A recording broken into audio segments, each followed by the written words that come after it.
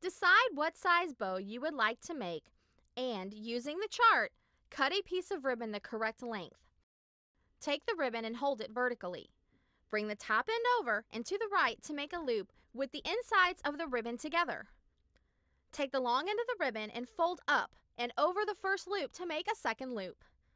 Now form a loop by taking the ribbon and going under the center of the bow so the tail is on the left. Now form your last loop by taking the ribbon over the top of the bow past the center. Both tails should be to the right, creating a V. Start between the two tails and scrunch the center together like an accordion.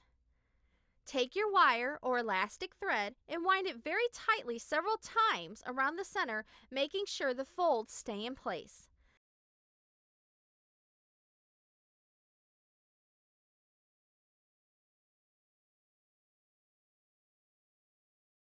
Tie it off and cut off the excess.